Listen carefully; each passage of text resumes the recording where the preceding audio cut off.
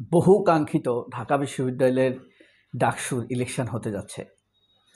দীর্ঘদিন পরে হলেও ইলেকশন হচ্ছে, ব্যতিক্রমভাবে হচ্ছে, খুব হাইপ তুলে হচ্ছে, কোনো মারামারি ছাড়া হচ্ছে, প্রতি আক্রমণ ছাড়াই ইলেকশন হতে যাচ্ছে। বামপন্থীরা খুশি না হলেও দেশের মানুষ খুশি, আনন্দিত।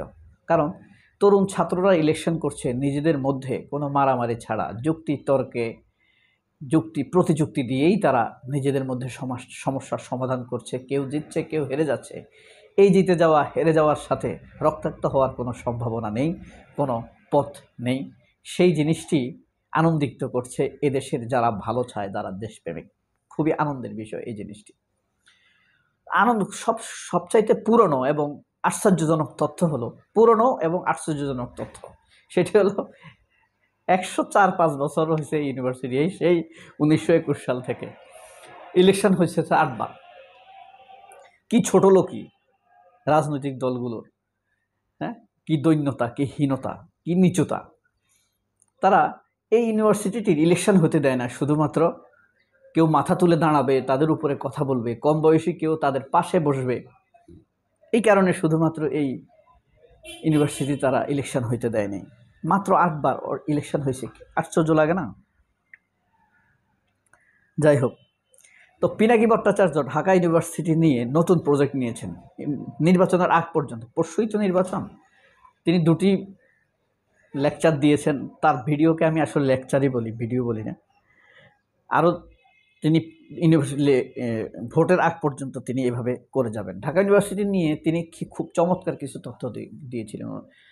ইউনিভার্সিটি প্রতিষ্ঠাকালীন সময়ে মানে পশ্চিমের, অর্থাৎ কলকাতার পশ্চিম বাংলার লোকেরা এটা তুমুল বিরোধিতা করেছিল। কারণ চাকরির ক্ষেত্রে, পাওয়ার শেয়ারের ক্ষেত্রে, ক্ষমতা শেয়ারের ক্ষেত্রে, শেয়ার করার ক্ষেত্রে এই বাংলাদেশের মানুষ তখন তাদের সাথে ভাগ বসাবে।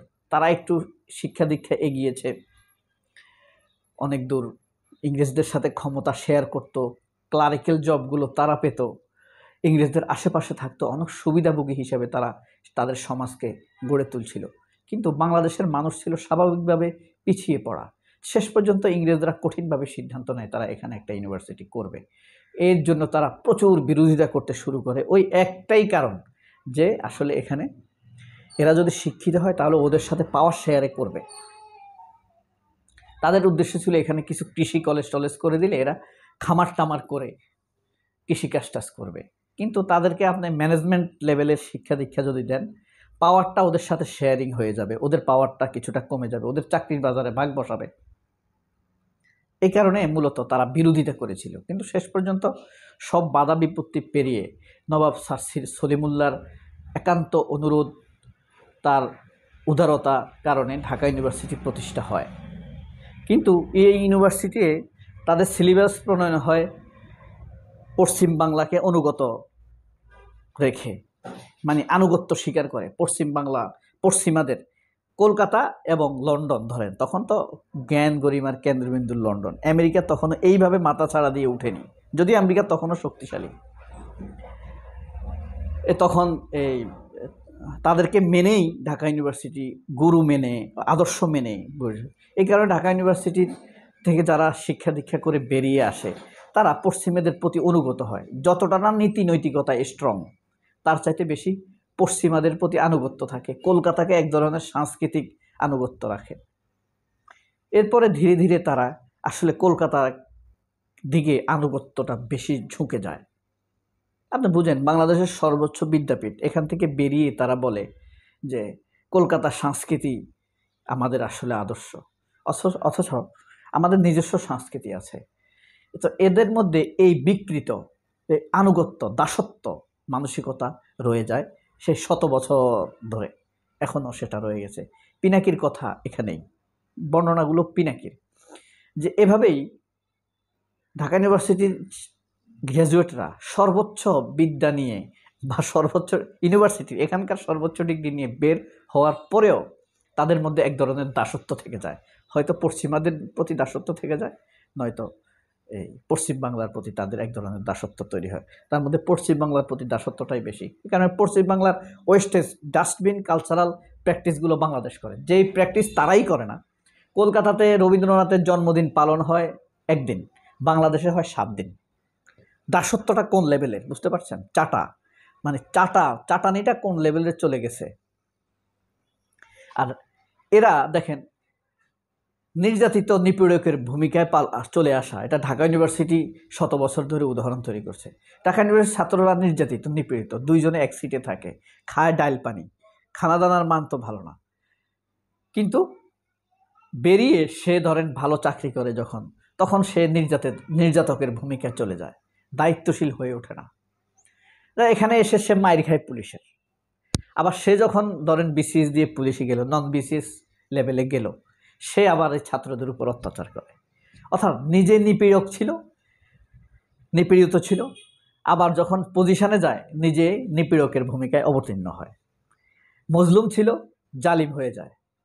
কিন্তু বদলে যায় পরিস্থিতি তাদের, ওই যে পশ্চিমা আনুগত্য, হ্যাঁ, অতি পেশাদারিত্ব, যাকে তারা পেশাদারিত্ব হিসাবে চালাতে চায়। এই জিনিসটির বদল চাইতেছেন পিনাকি ভট্টাচার্য। আর এখানে সারা দেশ থেকে মেধাবীদেরকে বাছাই করে ক্রিম স্টুডেন্টগুলোকে নেওয়া হয়, একদম মেধাবীদেরকে নেওয়া হয়, বুঝেন। অথচ আসার পর এখানে কি হয়, সেই 30 বছর 40 বছর যাবৎ একই সিলেবাস পড়ানো হচ্ছে।